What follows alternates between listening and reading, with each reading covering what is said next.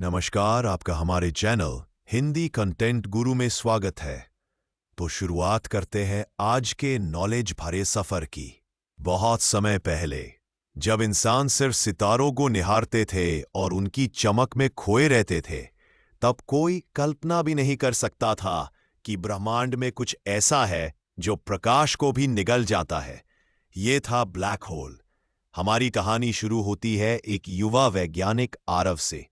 आरव बचपन से ही आकाश गंगाओं और अंतरिक्ष के रहस्यों को जानने का शौक रखता था। उसने कई किताबें पढ़ीं, सितारों की चमक को समझा, ग्रहों की चाल देखी, और फिर एक दिन उसे ब्लैक होल के बारे में पता चला। वह बहुत उत्सुक था कि आखिर ये ब्लैक होल होते क्या है।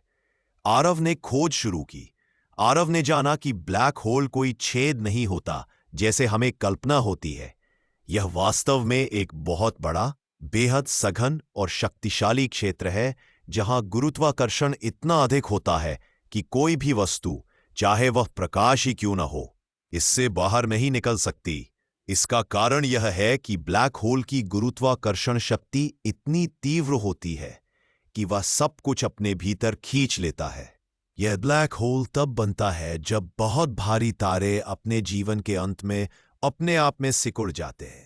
इसका आकार इतना छोटा हो जाता है कि उसकी घनता या डेंसिटी आसमान छूने लगती है।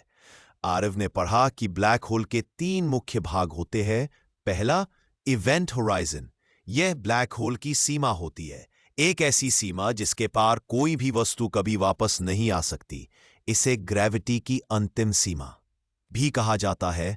दूसरा, सिंगुलैरिटी। ब्लैक होल का दिल, एक ऐसा बिंदु जहां घनत्व अनंत हो जाता है और भौतिक नियम अपने आप ही जुटने लगते हैं। तीसरा, एक्रीशन डिस्क। ब्लैक होल के आसपास घूमता हुआ गैस और धूल का एक गर्म और तेज घूर्णन करता हुआ चक्र।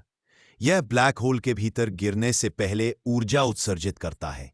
अब बात करते हैं ब्लैक होल कैसे बनते हैं। आरव ने यह भी जाना कि जब बड़े तारे अपने जीवन के अंतिम चरण पर पहुंचते हैं तो वे सुपरनोवा विस्फोट करते हैं।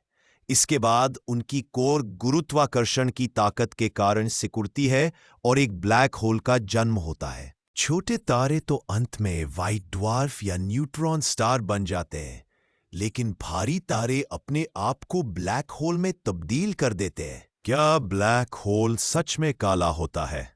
आरव के मन में यह सवाल था कि अगर ब्लैक होल में प्रकाश भी नहीं निकलता तो हम उन्हें कैसे देख पाते हैं। जवाब में उसे पता चला कि ब्लैक होल को हम सीधे नहीं देख पाते, पर हम उनके आसपास के प्रभाव देख सकते हैं। जब ब्लैक होल के आसपास की गैस और धूल उसके अंदर गिरती है तो वे बहुत तेज गर्म हो जाती हैं और एक्स-रे और गामा किरणें उत्सर्जित करती हैं।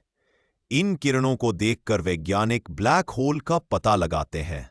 आरव ने और खोज की तो जाना कि ब्लैक होल के भी कई प्रकार होते हैं। स्टेलर मास ब्लैक होल, ये छोटे ब्लैक होल होते हैं जो एक बड़े तारे के मरने से बनते हैं। इनका द्रव्यमान सूरज के 5 से 20 गुना होता है।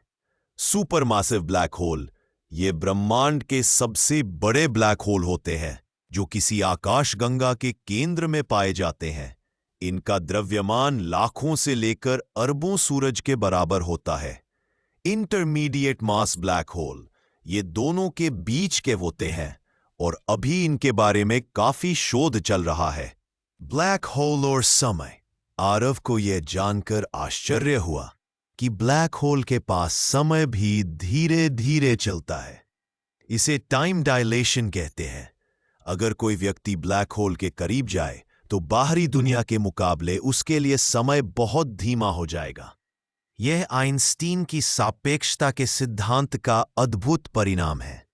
ब्लैक होल के अंदर क्या होता है, यह सवाल मानव मस्तिष्क को सबसे ज्यादा उलझाता है।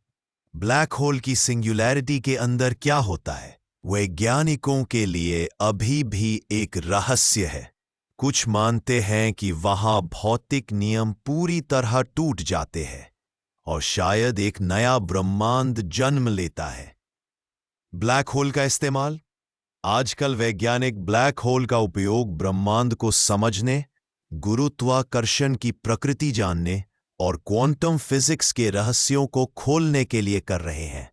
2019 में पहली बार वैज्ञानिकों ने ब्लैक होल की तस्वीर भी ली, जिससे दुनिया भर में खुशी की लहर दौड़ गई। इस तरह आरव ने जाना कि ब्लैक होल सिर्फ एक खतरनाक वस्तु नहीं है, बल्कि यह ब्रह्मांड के सबसे गहरे रहस्यों में से एक है। यह हमें यह सिखाता है कि ज्ञान की कोई सीमा नहीं है और हर नई खोज हमें और भी नई दुनिया के दरवाजे खोलती है।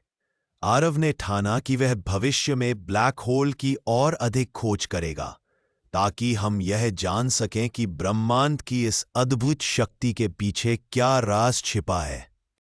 ऐसे ही रोचक ज्ञान भरे सफर के लिए आप हमारे चैनल हिंदी कंटेंट गुरु से जुड़े रहिए। और हाँ, याद रखिए, आप हमारे चैनल को सब्सक्राइब जरूर कर लें, ताकि आप तक हमारी सारी वीडियो पहुंचती रहे।